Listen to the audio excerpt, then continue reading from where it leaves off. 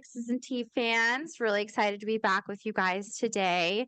I just wanted to say thank you again to everybody who has shown support and everybody who's reached out and just anybody who continues to spread the anti MLM message. And I think it's really important that we continue doing so. But I'm really excited because this episode is going to shed some light on ways that you don't want to do that, but also ways that you don't want to be involved in a cult either. There are a lot of things when I was a part of Worldwide that sounded great, made a lot of sense to me, but I'm now learning that a lot of those things were not what I thought that they were. When I walked in to Worldwide, I didn't have any sort of faith. I wasn't a religious person. So I had no idea that some of the things that they were saying were out of context Bible quotes. And I have with us today Ixia, who's going to shed a lot of light on some of the misconceptions that were spread by Worldwide. So thank you so much, Ixia. Thank you for having me back, Danny. I love that you're so passionate about this. Why do you think it's so important that we get this out there for people to hear? I think it's really important because I know that one of the large draws for me coming into Worldwide was a lot of the faith speak that they had. I had a faith going in, I have a transformed faith on the other side of kind of a bunch of mess in the middle that happened while I was Worldwide.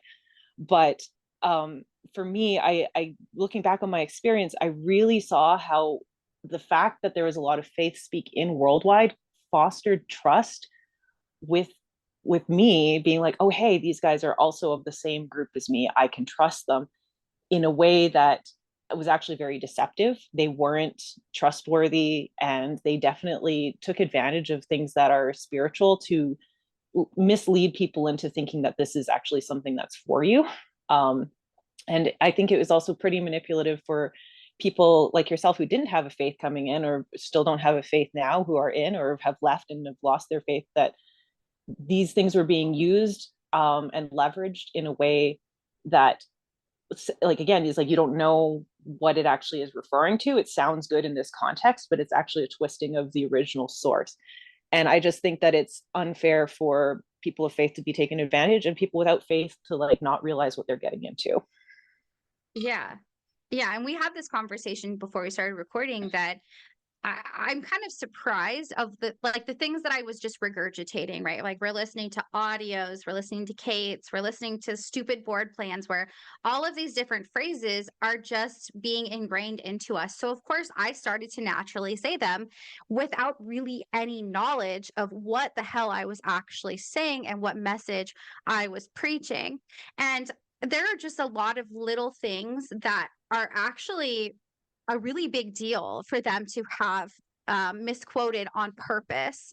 Mm-hmm. And they would say, like, if you've been a part of Worldwide, trigger warning, because you've heard a lot of these. But for example, one of the biggest things that they would say was, you have to follow those who have fruit on the tree.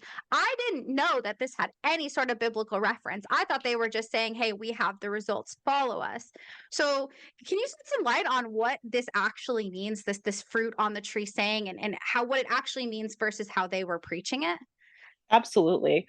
Before we get started, I do want to put a little disclaimer. Like, my goal here in sharing this information is not to tell anybody to believe a certain way, or whether or not you agree with whether or not this is true. I'm just trying to provide context of how it's typically believed and interpreted in a Christian context, and not trying to say that this is how you should believe or something you should apply to your life. You can do whatever you want. You're a free person. So I just wanted to put that out there, because we're going to be talking about a lot of kind of verses and stuff. And I know that some people can get twitchy about having the Bible quoted at them. So just wanted to get that out there, just because I'm not trying to convert you. I'm just trying to show you what's going on here. So when it talks about the fruit and the tree, that's a very specific reference to the Sermon on the Mount, which is found in Matthew 5 for all the Christians listening.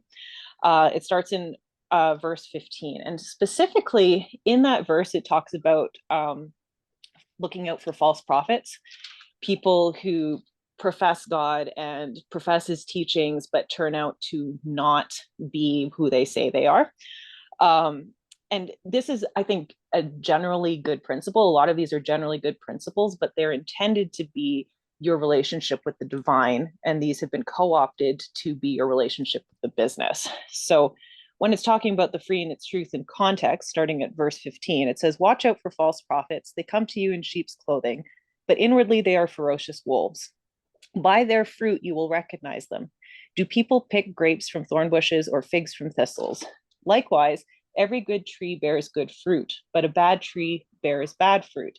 A good tree cannot produce bad fruit, and a bad tree cannot bear good fruit. Every tree that does not bear good fruit is cut down and thrown into the fire. Thus, by their fruit you will recognize them." So in a Christian context, it would be talking about people who are, like I mentioned earlier, like professing to know God and professing to be followers of Jesus, or saying that they know what's going to happen in the future, that God has certain plans, but the way that they live is very much opposite to that. It's destructive, it's hypocritical, it doesn't come true. I think it's just a good lesson too for like assessing people's character. Like there's lots of narcissism going around. It's like people who seem all wonderful and friendly and nice, and then you find out that they're not good people behind closed doors.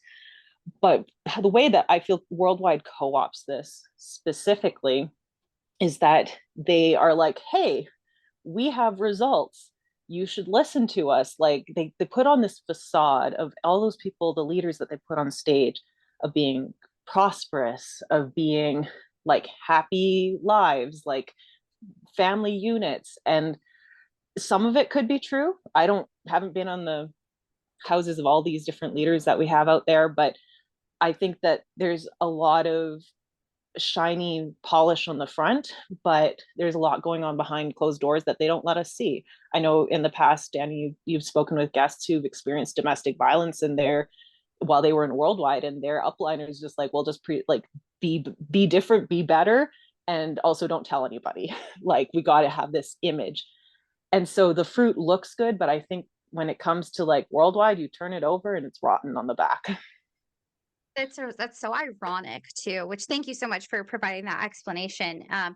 It's like you said, it's so ironic because you kind of covered two different things that they say, the wolves in sheep's clothing and then the fruit on the tree.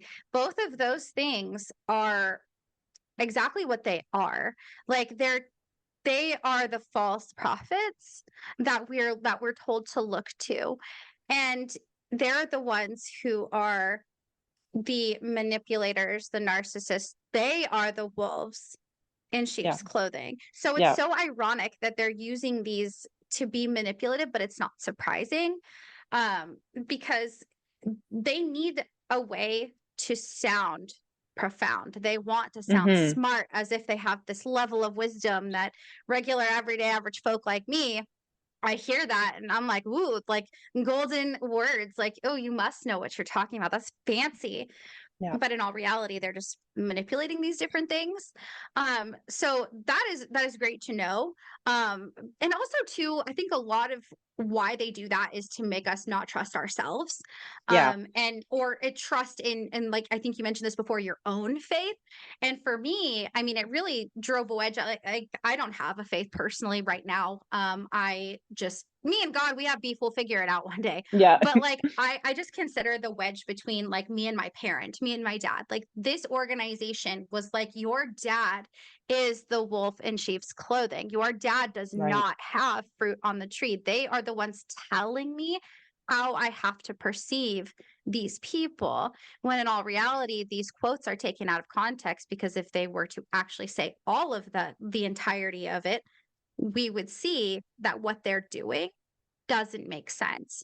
And that kind Right. of goes to show that it is the manipulation. Like if we can go to something like the bite model, Stephen Hassan's bite model. And for anybody out there who is like me and you're not super religious, there are a lot of different, I guess, different contexts that make sense outside of the biblical sense. So if we look at Stephen Hassan's bite model, this is information control. This Mm-hmm. is them directly impacting us as humans, and this is their level of, I guess you could say, mind control. So what are, in addition to this, what are some other things that were maybe would have gone over somebody's head like mine that they were referencing out of context? Well, just wanted to jump onto that bit about information control and the lack of context. Even for me who heard that phrase, my instinct as a Christian was to be like, oh, that's true. Because like I had that principle, like I've heard about it, talked in church. Like this is something that was kind of ingrained into me of like, you should evaluate if they have fruit on the tree. And so when I walked into a room where they say, have the like, do they have the fruit on the tree? That flags to me, oh, this person's a Christian. Therefore, the next logical leap was they have the same values and belief systems that I do. Therefore, I can trust them.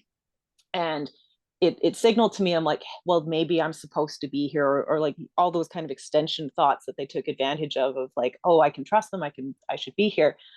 But when it's not when you're not Christian and you hear fruit on the tree, it sounds again kind of like, oh, that's true.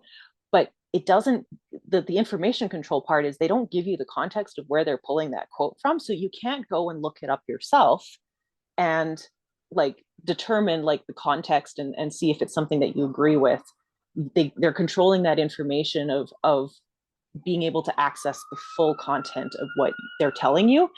And then with me, it was like they're taking advantage of my pre-existing knowledge and they're relying on sort of maybe my laziness or my lack of due diligence to go and remind myself where the context of that was and how it should be applied. So I think that's one of the like nefarious ways that they control that information. They rely on people's laziness and ignorance.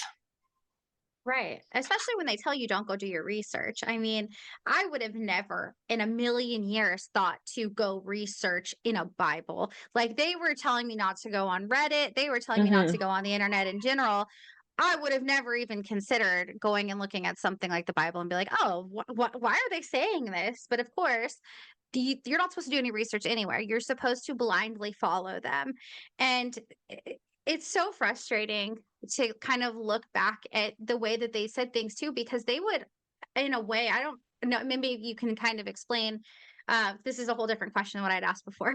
I'll cut that part out. All right, we'll get there. But they would basically tell us like, if you're not doing the work, God is punishing you. Like that this is the work of the devil. Like you're not doing what's right by God. That's why your business is suffering. Um I guess I don't know if there's like as much of like a verse or anything in the Bible that is a direct quote for this, but it just kind of feels like this is some sort of truth, but not the way that they're saying it. Does my question make sense? I didn't know how to ask So that. if I'm just going to rephrase your question, make sure I understand it. So there's this idea that if you're not working hard enough, it's because God is punishing you for like your inadequacy. And if you were Yes. doing the work, you would get rewarded.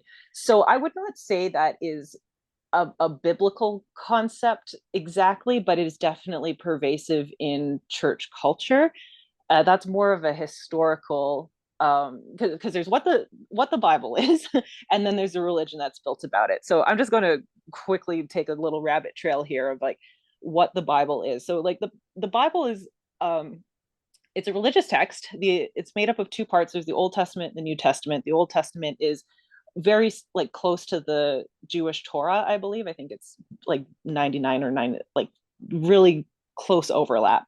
And then the New Testament is the story of Jesus, who is by Christians perceived to be the promised Messiah, like his birth, his ministry, his death, and then the last little bits are compiled of letters about the early church. And so the best way I could describe the Bible overall is a book that is semi-historical, because there are some historical events that are mentioned in there, semi-spiritual in terms of life principles, and it is ultimately a book that's describing God's relationship with humanity over time within a very certain microcosm of humans. And so there's this collection of texts and stories and books that have like been around for a couple thousand years, a few thousand years, I should say. And then there's the religion that came after that, and people trying to figure out how do we interact with this book within society, within like with each other, families, and trying to build these structures. and humans going to human, and there's lots of other influences through history, politics, other religions, just general progress of time. And there are certain denominations that I believe focus more on the, if you're being good, God will reward you. If you're being bad, God will punish you. I won't say that that is reflected biblically exactly. There's a lot of nuance there, but I will say that like that is something that worldwide pushed, and I can see that from the denominations that influence worldwide, um, that would could definitely be an idea from that church perspective of this is why you're suffering. um, but yeah, I wouldn't say it's biblical, and I think a lot of Christians would actually disagree with like if you're being bad, God punishes you, and it's more if you make choices that are harmful to yourself and aren't loving to you, others, or towards God, you are opening the door for the consequences from the enemy or leaving yourself vulnerable to that. And that is, I think, kind of irrespective of the business. It's not, your business isn't going to automatically prosper because you're a good person. Like that's a flawed view of thinking. Well, actually, that's a really, I love that you kind of went all over. Like, that was amazing. I love the context. I love that it makes sense. It's just a man made phrase that sounds scary to people who might be of faith, but aren't, maybe like you had mentioned previously, as either as knowledgeable or just don't really want to go look it up. Like, you don't do business, God punish. Like, that sounds scary to somebody who might have a faith. I Yeah. personally didn't, but I was still scared that God was going to punish me if I didn't go to 7-Eleven at 2 in the morning to make sure I got Right. my stupid contact for the day. Like, it's things like that too, where they're, and of course, like you said, it comes from like the church, but as far as worldwide goes, they're making shit up. They're making up whatever is going to sound either glamorous or scary to get you to stay in this cult and do exactly what they say. It's really scary because there's a lot of different things that can go wrong when you're trusting this individual, which in all reality, I mean, a lot of people that I've talked to, we really didn't know our sponsors very well. There are some who were Yeah. like, oh, it was a family friend. This is some, like, my example is I went to school with the guy. I didn't know him, especially now knowing the don't pass a negative downline. I didn't know him at all.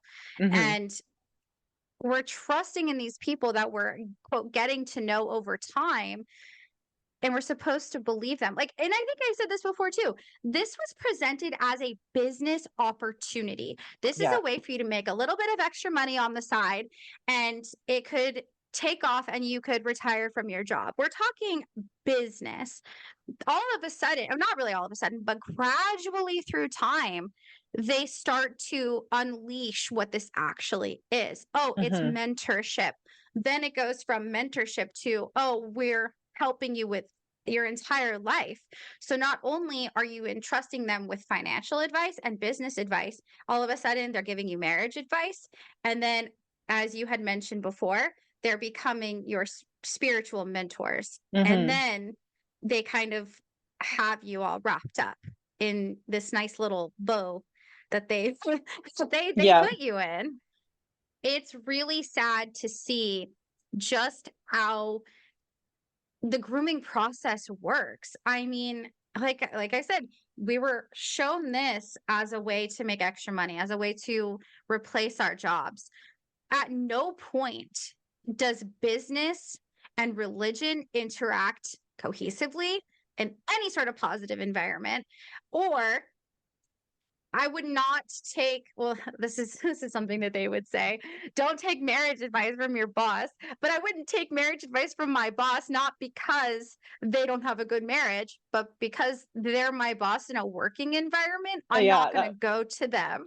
And Like, that would be an appropriate thing to do. It's like, hello, HR. yes, that was something too that they would say. This is my business. There is no HR. I can say whatever I want. That concept is Yikes. scary. Right? Yeah. And like, I think part of why it's so easy to get into like wrapped up in these other elements that you're not expecting, is it either like there's that information control again where you're told at the beginning it's a business opportunity, I know for myself, I believe that I was also aware that it was like a mentorship opportunity to help in all aspects of life. But again, it comes down to that person's discretion of like, how much am I going to reveal when I'm prospecting people? For me, the idea of having some mentorship in all aspects of life was appealing, just where I was at and just kind of how lost I was feeling, especially spiritually at that point in time, and not really knowing where I was going or what I was doing with my life, and having had something that really shook my faith. I was really looking for that kind of guidance in my life, just a perspective outside of my own family unit, which I had could recognize how much it was limiting me, but not really seeing another way of getting different perspective. And so when the opportunity, in air quotes here, because not a great opportunity, was presented to me, it appealed to me, just because of the stuff that I was going through. And that's definitely a way that cults operate, is that they take advantage of people when they're in vulnerable positions, which also makes you more pliable to having faith stuff that you might not want in your life presented to you. And I'm not saying that people shouldn't have faiths or have those things in their life. I think everybody benefits from seeking a relationship with the divine, but I think it should be on our terms and really at our own pace in relationship with God, or whatever divine thing that you coexist with, um, and not necessarily dictated by other people. And I Yeah. say not necessarily because there are people who are of faith who are good and healthy, and you might benefit from mentorship or influence or community with them. But at the same time, having those healthy boundaries of not letting them completely govern your faith walk and overtake your life. Yeah. Oh yeah, definitely. And I like that you mentioned the boundaries because you like you said you can have a healthy person to communicate with, but you Mm-hmm. can draw the line where it ends and where it starts. Like you're the one who gets to decide, okay, I like what you're saying. I like what you're saying, but I'm not going to apply that or just whatever the healthy boundary looks like. And then you have worldwide who quite literally would tell us to draw boundaries with everybody except themselves. We were supposed to live in a glass house. Is glass house biblical too? No. Okay. I don't even know anymore, like, what could be and what's not. But essentially, Honestly, they're that's telling fair.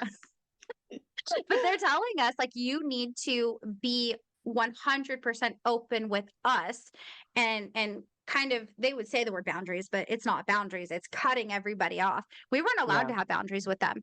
If we had boundaries with them, we weren't listening to them. It was, Right?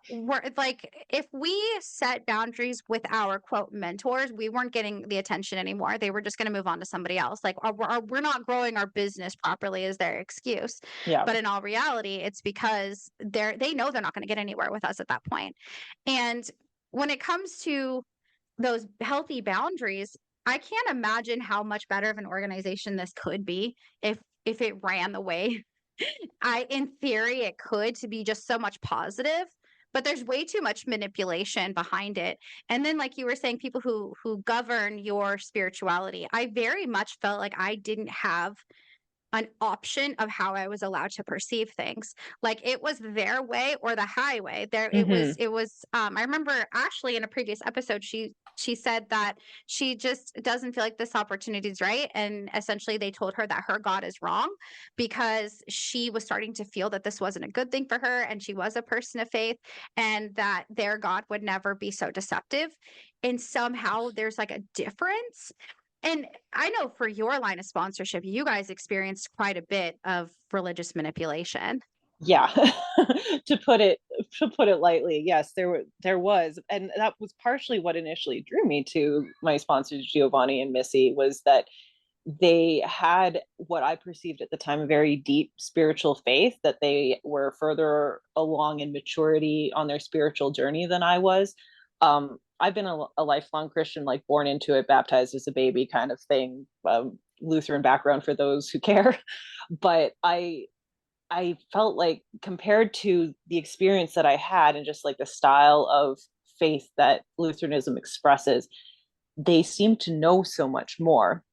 And so I wanted to learn, especially since I was in that position of just like something in my life fell apart. I don't know where God is in this. Did I do something wrong? Like if I maybe change how I am, or like change my priorities in my faith life, maybe my life will work out better, like in a kind of quid pro quo. If I'm good and do what God wants me to, God will give me good things out of a sense of transaction rather than a place of relationship. So that's what I was trying to do. And so I pursued my sponsors because I felt that they had a lot to teach me. And I won't say that they didn't teach me anything because that would be untrue. I was exposed to a lot more styles of Christianity and faith expression than I had before. There are things that I've taken away from that I still like hold to. There are things that I'm just like, actually, I question whether or not I want to be involved with that, or question that mission or that value or that priority.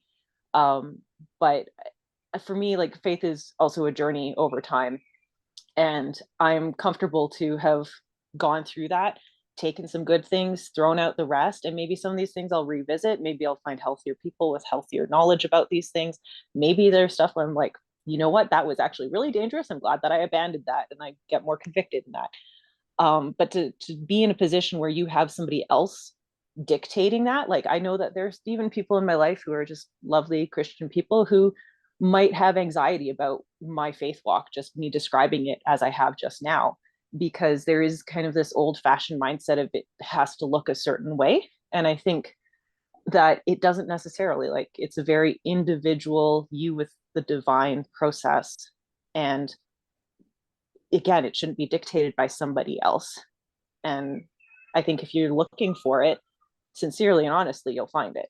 And that's something that's also in the Bible, just so that I'm not be at full discretion, that seek first the kingdom and his righteousness, and all these things will be given unto you. Matthew 5, 6, 33, for those who care. I want to be fully transparent with where I'm pulling those phrases from, because we're talking about people co-opting quotes from the Bible. So Right. Wow.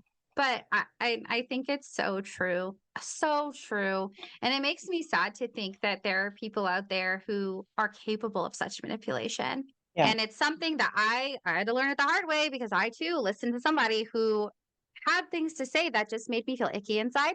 And of course, being somebody who's not a person of faith, like, I don't know what the hell is real and what's not. And what's great is I was actually able to decompress from this whole conversation with you. And you were like giving your perspective, which I appreciate, because it just Mm-hmm. sounds like you have a very unbiased way of explaining things, which I always really appreciate. Whereas the conversation I'd had was 1000% biased.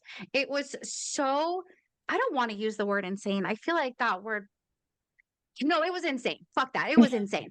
Like, Yeah. I Yeah. just know it, because you know the conversation that I'd had, and I'm just like, holy shit.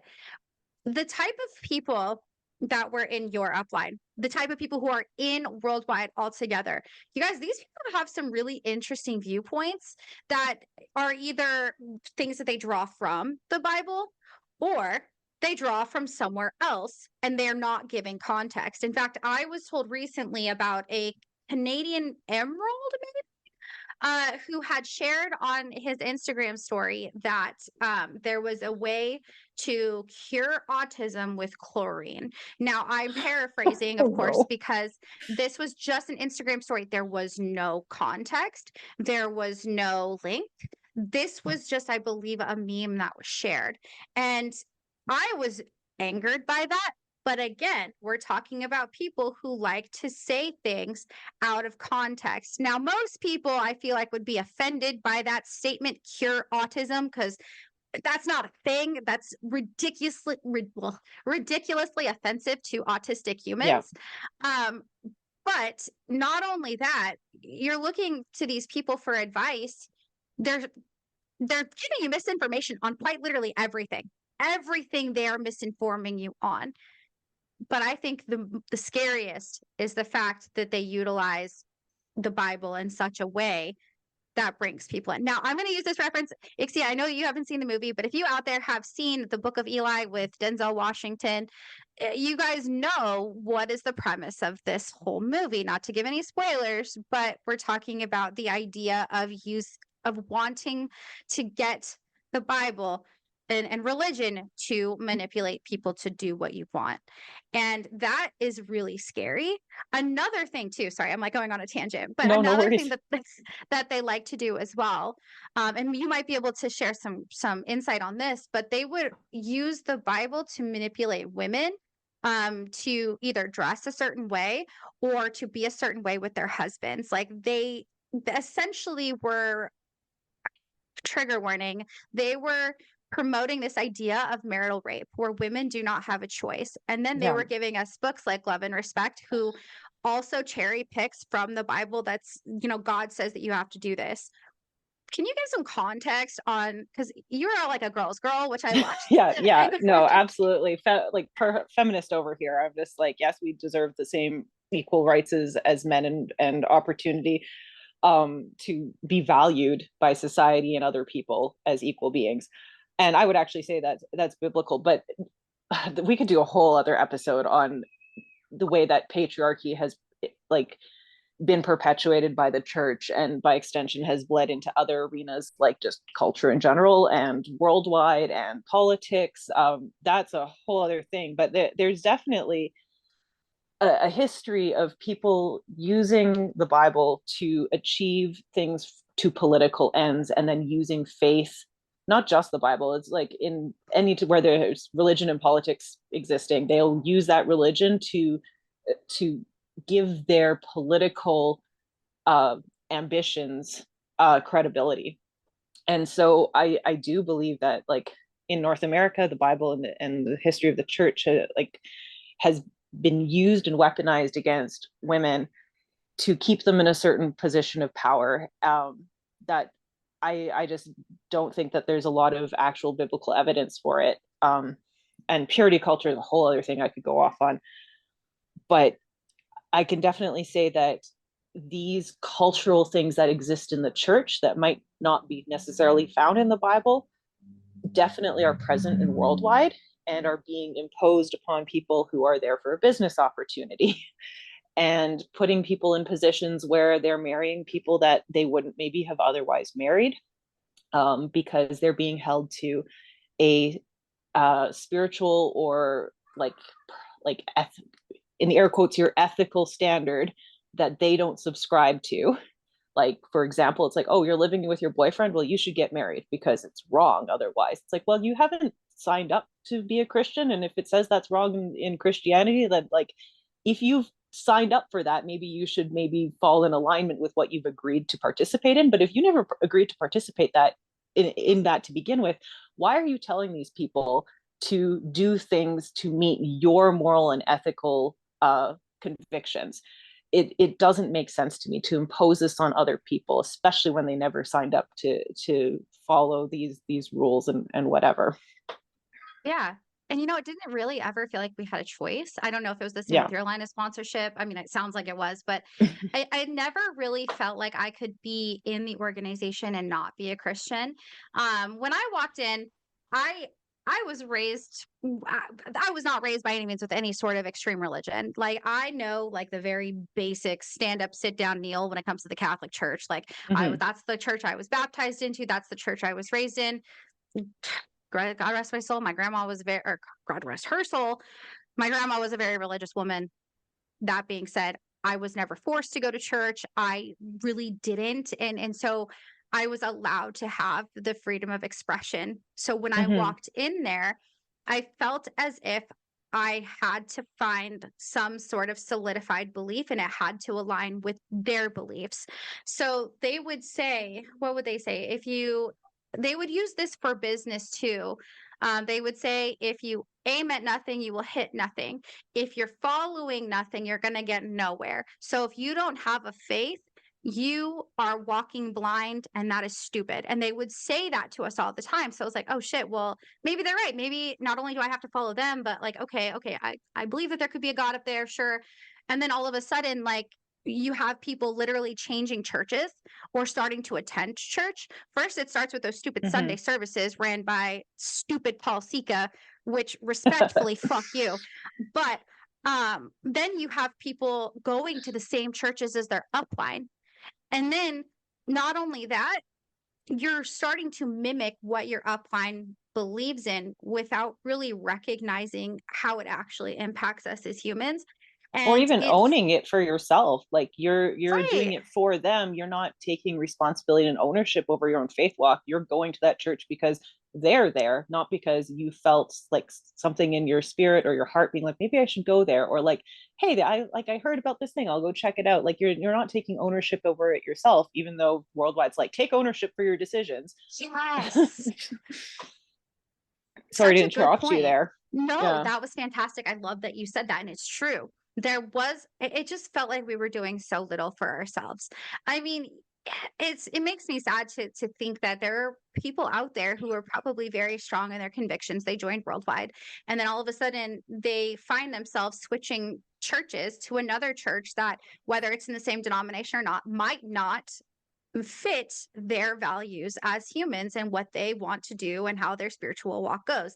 They don't have a choice. I'm not saying that they hold a gun to our head by any means and say you No. have to do this, but it's the manipulation that if you are not that way, you get less attention or you get perceived a certain type of way. I know in my line of sponsorship, it was you need to get around the association. Well, my association is going to the Sunday service. Okay, well, I have to go if I want to get around these quote successful people. Oh, well, now I have to be around them outside of worldwide events. Oh, they go to this church. You know what? Let me go. Let me rub elbows. And all of it is in the pursuit of money, because that Mm-hmm. in the end is ultimately why we all joined Worldwide. Now some people can, you all can be out there saying, and I can definitely say I joined for money. That was why I joined, because I was well, actually that's a lie. I was not a broke bitch back then. I had money in the bank and they stole it. I'm mad about that. But anyways, I joined because I didn't want to work a job. I Mm-hmm. that they told me I needed to be that with that mindset. I want to be a full-time mom. In retrospect, it's a lot. But that's why we joined. And then they kind of take over your life in all these different ways. And actually, speaking of money and the pursuit of money, Yep. we had talked about another one of those misinterpreted Bible quotes that they were using often in regards to money. Yeah. Because so my this is for context. They would always say something to make you feel better about your want to have more money, right? We all, like I said, we all want to say, oh, I joined it to help people. Bullshit. We all joined it for more money. And Yeah. so they would misquote this Bible verse that has to do with love, money, and it being evil. So, and I was telling you, Ixia, before that, my upline would say, oh, he would say that it's already being misquoted by saying money is the root of all evil. He's like, actually, it's the love of money is the root of all evil. And I don't love money. And so they would stop there. But that's not the entire quote, is Yeah. it? I have it here, and I think it's so funny. They're just like, we don't love money, when it's like every lifestyle video. They're like, look how much stuff you can buy with all the money, and look how rich we are. Like, anyways, but the quote here, it's from First Timothy, chapter 6, verse 10. For the love of money is the root of all kinds of evil. Some people, eager for money, have wandered away from faith and pierced themselves with many griefs. That is the whole verse. The ending with like the love of money is the root of all evil is only half the verse. Now, I do know this is a quote that's popular just in culture. It's been floating around for a while, that a lot of people don't recognize it's from the Bible, but that the lopping off of that second part of loving money is going to lead you away from your faith is, I think, a very deliberate calculation, to leave that out, because in many respects the way that Bible verses are used from stage is to direct, like they make it sound like, oh, this is about like good, like life principle, good faith stuff, but they're taking the focus of these verses, which is meant to be your relationship with the divine, and then they're taking it and making it about your relationship to the business. And so it's convenient to leave out the bit about love of money is the root of all kinds of evil. People who have, in the pursuit of money, lost their faith and then suffered all sorts of griefs. Like the focus then becomes like, if you love money, you're going to lose your faith, or you're going to lose that North Star in your life, that is who you are, and that relationship with the divine. We can't tell them that, because they're going to recognize that what we're doing is we're actually pointing them more towards money instead of the actual context of like the verse, which is talking about making sure that you don't lose your way away from faith in pursuit of money. So ironic, isn't it? That right? somehow, some way, we're supposed to believe that what we're doing isn't what we're doing, and that what they're telling us we're not doing. And this is gonna this sounds it makes sense in my head, okay? It's like they're quite literally using a Bible verse that's telling us not to do what they're telling us to do. Like, if I pursue money the way that I was with Worldwide, my world is going to end up in destruction. And let me tell you, it did. It Yeah. absolutely did. And I don't personally think I was being punished by God the way that they wanted me to believe, but I know it was a natural consequence of following something that I just should not have been following. Hmm. So, for anybody out there who is, again, like me, and you're not super religious, it's just following something like just a bad thing, something that's not good. It's like it's sad because it's like working a job and you're being told to do something illegal and you feel like you have to do it because your boss is telling you to do it. That is Yeah. exactly quite literally what we were doing in Worldwide even. Like we were doing these unethical and illegal business practices, but we weren't being given full context that it was illegal, but also these people make us believe not that they're good people. Oh, they reference the Bible. In fact, somebody else had said that she loved that they had used some of these terms because it felt like they were speaking the same language. And I think you mentioned that as well, where it's like your ears perk up and you're like, oh, these could be my people, Hmm. and they're misleading us.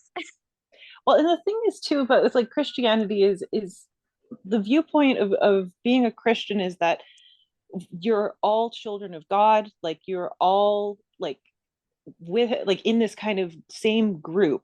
And so even if you don't know somebody or have a personal relationship with them, it's like even if it like you're looking for a group, it's not really like these could be my people. It's like these are my people because they Yeah. profess to have the same thing as me. I've just met my people in a different arena. I'm going to see what they're doing here. I'm going to join. It must be good because they're professing to be Christians and they're here and they're doing it and they're telling us that this is what God has brought into our lives and this is the be all end all. And then it's a slow twisting away. And I don't even think that all of them realize that they're doing this, but they're twisting the focus away from this, like God gave you this opportunity to like making this business your God, or at least holding the same space in your life that God is meant to hold. And just like some more verses about money, that like, and just after like viewing the lifestyle videos, and there are all these people who are saying like we have a faith and this is how we choose to live our lives, and like you can do what's good for you. They're professing to be Christians, they're professing to live like Christians, they're showing these lifestyle videos. And then here in Matthew chapter 6 verse 19, do not store up for yourself treasures on earth where moth and rust destroy, but where thieves break in and steal, but store up for yourselves treasure in heaven where moth and rust do not destroy and where thieves do not break in and steal. For where your treasure is, your heart will be also. And then skipping to verse 24, just a little bit below, no one can serve two masters. Either he will hate one and despise the other, and he will be devoted to one and sorry, I'm skipped a line here. No one can serve two masters. Either he will hate one and love the other, or he will be devoted to one and despise the other. You cannot serve both God and money. And that was the point for me when I was doing my little kind of like pulling all the Bible verses that I recognized being from stage, being like, oh shoot, we can't love both God and money, but they don't talk about that. These people who are professing faith are very much acting as a love out of love for money, like we were talking earlier with that quote. Their actions, the fruit on the tree that we're seeing is that they love money. It's the false prophets thing all over again. Basically, I'm saying you're a bunch of hypocrites. And if you are a Christian in this setting, look at that. Your faith is more important than what this business can give you, regardless of what you're being told from stage.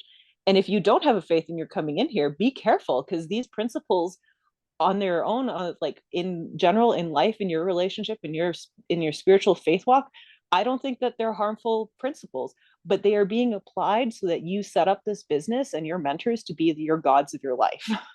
This is heavy just because I never really understood the gravity of it. Like, I feel like if you've never been in this type of an environment, or again, you're like me who isn't as knowledgeable, It doesn't seem that serious, right? Oh, well, they're just feeding you a couple of Bible quotes that aren't right. Yeah.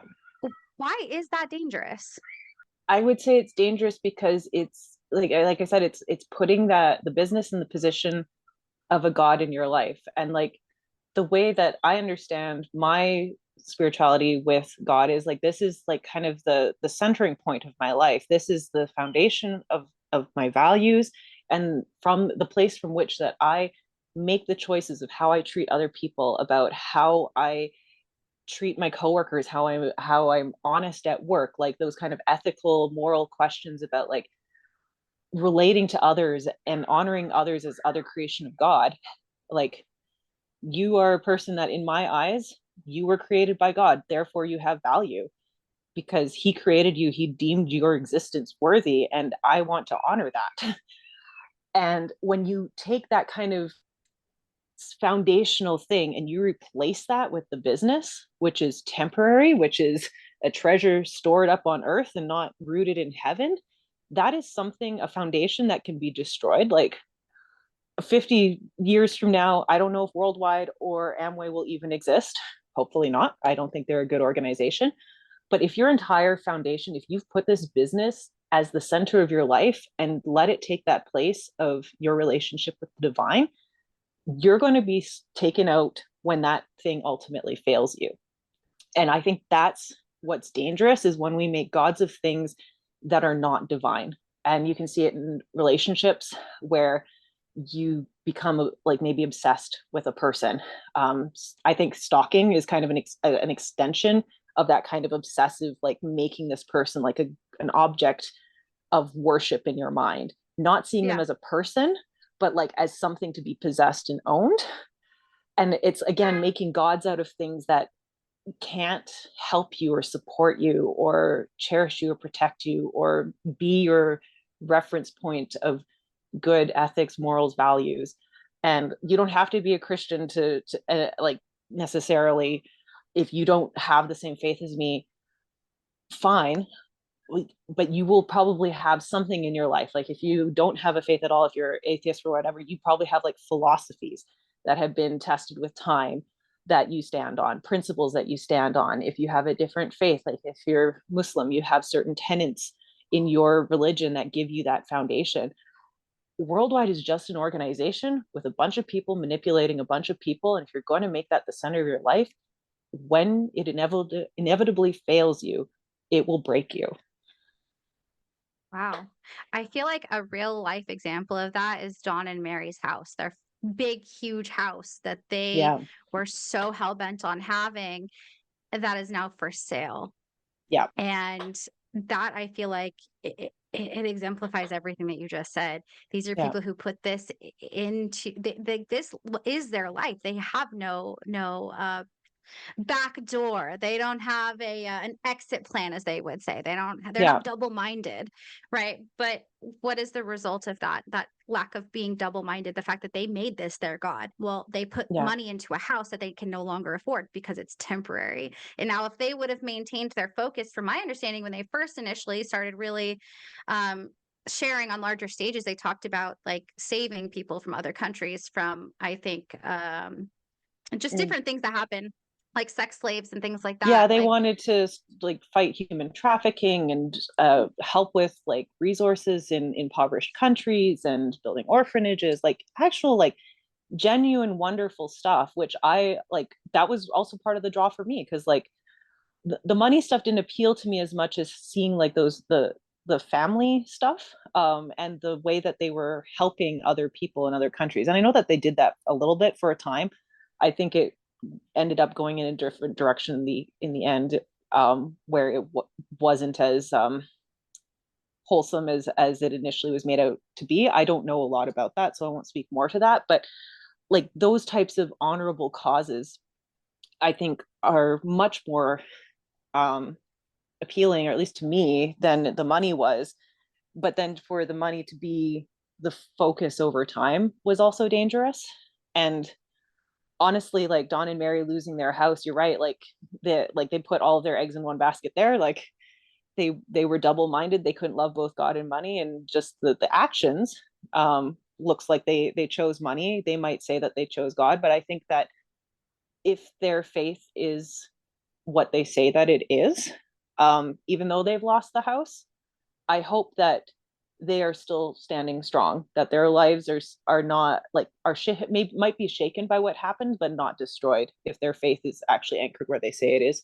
I don't know them very well, like other than seeing them at a distance, but like to me that would be the difference, is like when you have stuff like that happen, when you lose all your money, when you lose your job, when people in your life die, or there's tragedies, or there's war, or these things, like what are you standing on to get you through? If you're standing on worldwide, I don't think it's going to get you through. You can lose your house like Don and Mary did, but if they are standing on something solid, I think that emotionally and hopefully like family wise they'll get through it. But I don't know. I don't know Yeah. where they're at. That's a valid concern. I mean, it's scary, but that is a direct result of what can happen when you follow these individuals as if they are the end all be all. Your Mm-hmm. life is not, in my opinion, in my experience, going to end up the way that they proclaim it to be. It's frustrating to look back and think about, like I had said before, I actually wasn't broke when I started in the business. I Mm-hmm. had $10,000 saved up in the bank and I was debt free. I was stoked. And then they would tell me that I needed to be all in on the business and that I could not have any sort of outside influences. And I find that to be so interesting because of their heavy emphasis on faith, because it feels as if, like you had said, double-minded, like you can't, they make it feel like you can believe in God, but you still can't take these outside viewpoints. And the way I kind of relate that to myself is, for example, when I was in my early 20s, I was not raised to be good financially at all by my mother, who I have no relationship with. And my dad really stepped up and was trying to help me to like fix my finances. And he was maintaining a savings account for me to really show me what does financial discipline look like. Yeah. And my mentors, they criticized that heavily. They were like, John and Barbara would always say, "Oh, well, do you want that duplicated down line? Do you see how that's childish? Like, are you still a child? You need to be an adult. You need to be in charge of your own money." But in all reality, what were they telling me? I needed to take my money out and spend it all with them. But that's Right. what happens when you take advice from only one source. Yeah. You end up broke. And it's really ironic too that they those who profess faith would be like, we have to be like your source of counsel, because there are actually a couple verses in Proverbs that talk about having many counselors. Like example, Proverbs 11 verse 14, for lack of guidance a nation falls, but many advisors make a victory sure. And then in 15, Proverbs 15:22, plans fail for lack of counsel, but with many advisors they succeed. So it's not saying one advisor or a mentor or a parent, it's saying many advisors. And they're just like, no, no, no, don't talk to anybody but us. Just talk to us. Talk to your upline, talk to your sponsor. And if they don't know, they'll ask above, and but only listen to us. And I'm just like, it's so dangerous. To me, that's more of like the cult aspect of it rather than them actively maliciously trying to contravene the Bible verses. But it's just very ironic, because I'm just like, when you actually get into the meat and the bones of your faith as a Christian and you look at this, you see where there's a lot of issues. Yeah. Wow. I think you're absolutely right. And it really does make me question just everything that I was told over the course. I was only in for 3 years, and I think about everything that I heard and everything that I felt, and it felt as if God was punishing me for Yeah. not doing the work, because I wasn't like, go 2 in the morning going to 7-Eleven, putting my own and my child's life at risk for this business.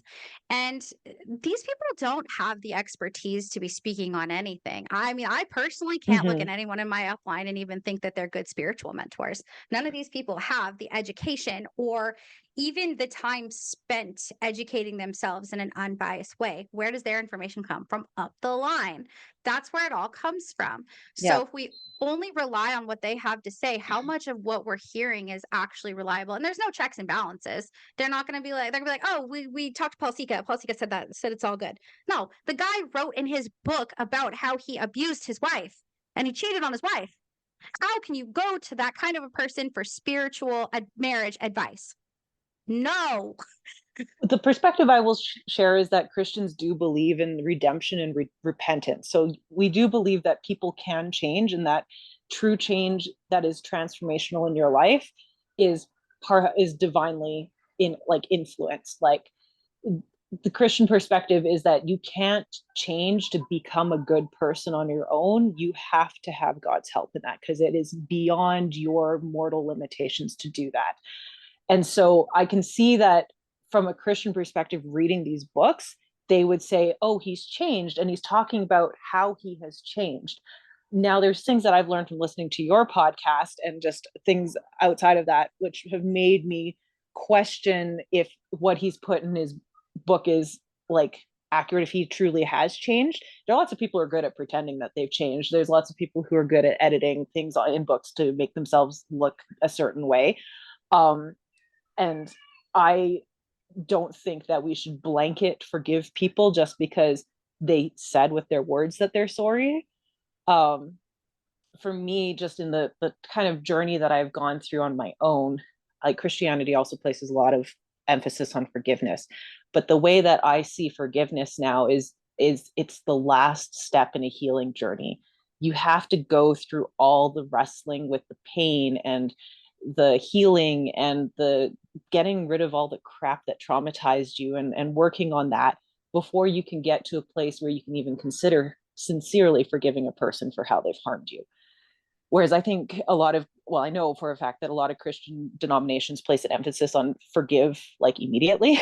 Um, so all that to say that I can see how Paul Sika would be welcomed into this place, even though he's done these horrible things, because they're Christians who will sincerely, at face value, accept that he says that he's changed and choose to think the best of him and act as if he has.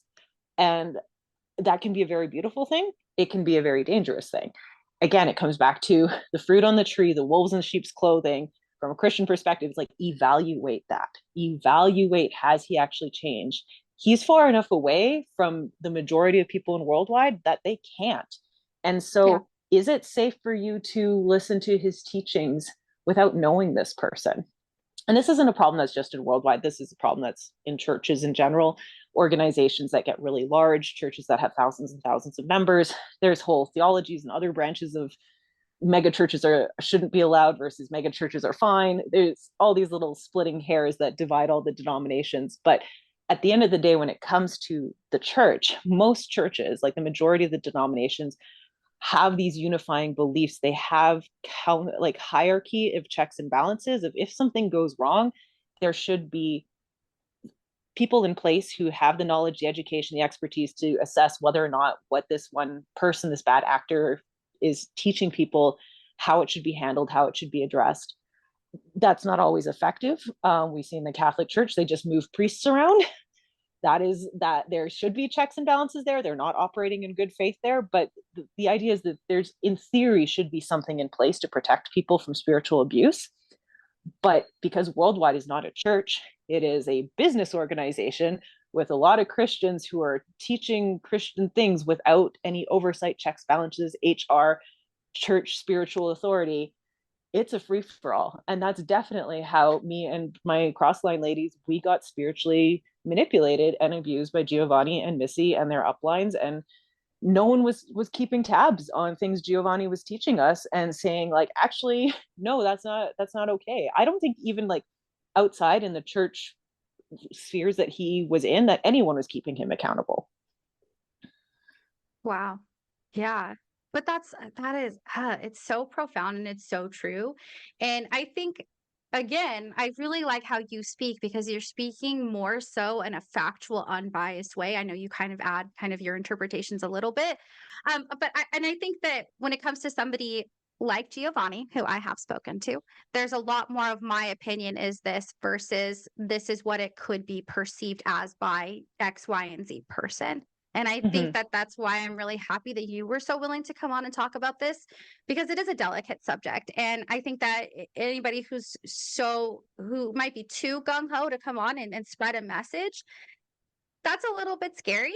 Whereas we're coming here and you're coming here purely just to have people understand that this is what's going on inside of the Mhm. organization and why it's bad. So I cannot tell you enough how much I really appreciate just not just the way you talk, but the way you carry yourself and your lack of judgment towards people, which is always amazing. You're a girl's girl. We love Thank that.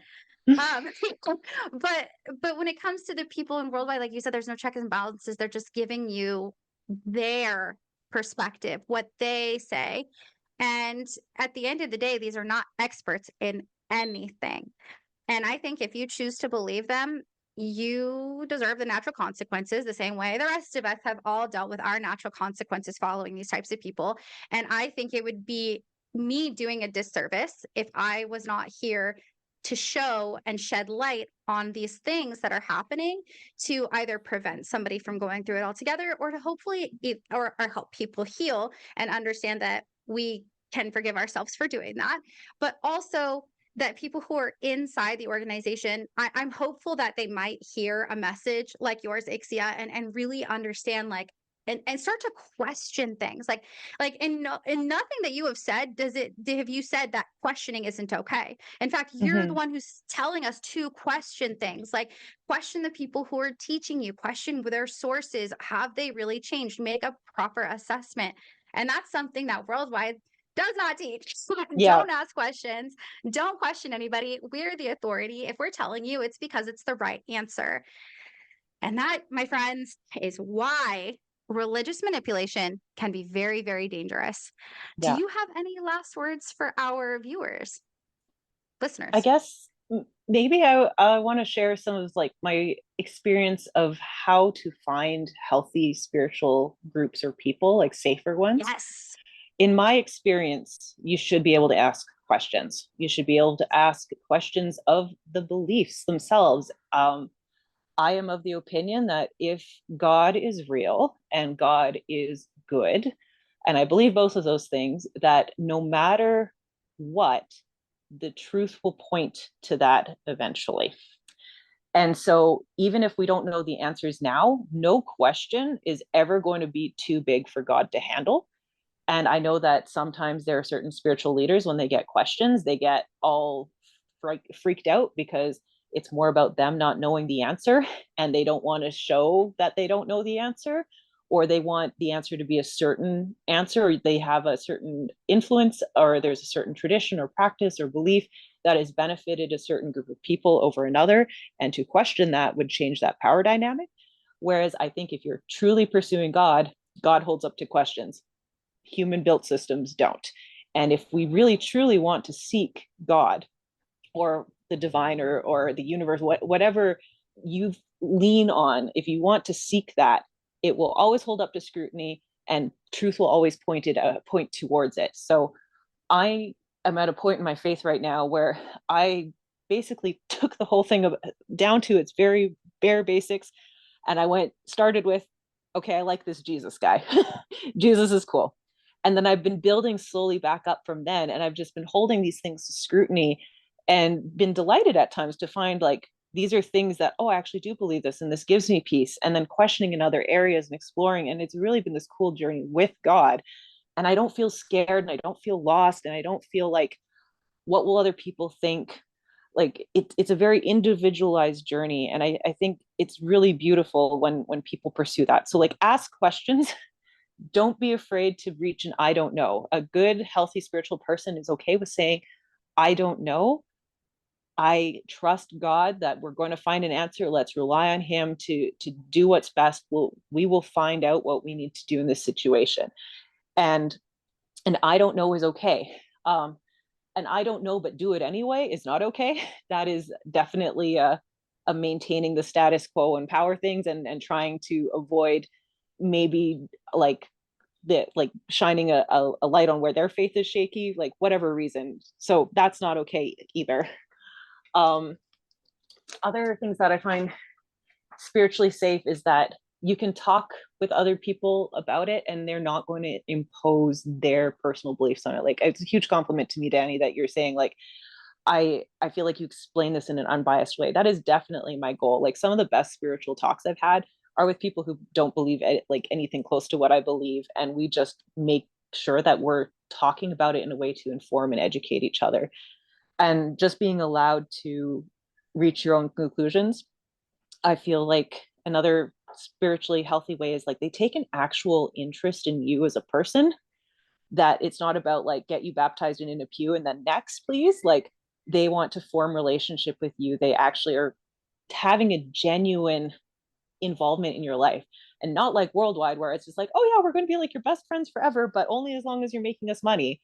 It's like, no, like you actually have friendships, and sometimes these friendships might be for a reason, a season, or a lifetime, which is a Christian principle that you've probably heard quoted on a worldwide stage. It's not a biblical one, it's just like a kind of seasonal kind of theme thought. But let those things happen naturally. Like don't feel bad about losing certain friendships or whatever. Feel like you have to be friends with certain people because of the spiritualness, like the spiritual authority or the spiritual insights that they have. Like I have to be around this person. Like also trust your gut. I know that if you've like myself have come from trauma, that like listening to your gut can be very hard. But if I know that as I worked on dealing with my trauma and stuff, that I ended up being able to hear my gut better and listening to my gut. From my perspective, that is Holy Spirit, which is an aspect of God, speaking to me to warn me about things that are not good or like that are bad for me, just to like another partnership that I have with God. For you, it doesn't necessarily have to mean that. It could just be like your nervous system. Um, but trusting your gut, like if something feels squirrely, get out of there. Because I've had a few times where I've listened to my gut, and later found out what I was sensing, even though I didn't know what it was at the time, and been thankful that I didn't stay around that area. I've also ignored my gut and had my ass kicked. So I would say trust your gut. And yeah, those are the things. Like ask questions. I don't know is an acceptable answer. Don't let people impose what they think upon you. Form actual genuine relationships and trust your gut. Wow. Thank you so much. I love your perspective here. And I think it's incredible for people to be able to hopefully heal from this information, Yeah. or at the very least have a little bit more understanding of what we were actually hearing. I know for me, I understand things so differently now in comparison to before I actually spoke to you altogether. Like it really does open your eyes to, oh my gosh, Yeah. that's what they were saying, or that's what they left out. And it really shows just how important it is to continue spreading the anti-MLM message in an unbiased way, and in a Mm-hmm. way that people are going to receive. And I just want to make this very clear and very known. I feel like I've said it in quite a few episodes, but I want to make it very, very clear that I do not platform or support any person who is using religious manipulation or political manipulation in order to spread the anti-Amway message. That's not okay with me, because Mm-hmm. I left the organization because of those things. I'm not going to accept them into my life, even though we might have a similar message. That's not what we do here. We are of the people, for the people. People, anybody here Yeah. is welcome. Like, I just never want people to see my platform as just another means of, oh great, they're just spreading another message that I don't want to see. So hopefully you guys have received what you needed to, or at the very least were entertained and learned some new information. Thank you so much, Ixia, for coming back. I really, really appreciate your willingness to come and talk about this. You're welcome back anytime, honestly. But you guys can follow me. Please do. Instagram at X's and T podcast. You guys can email me at DANI at X's and T podcast.com. And we'll catch you guys in the next episode.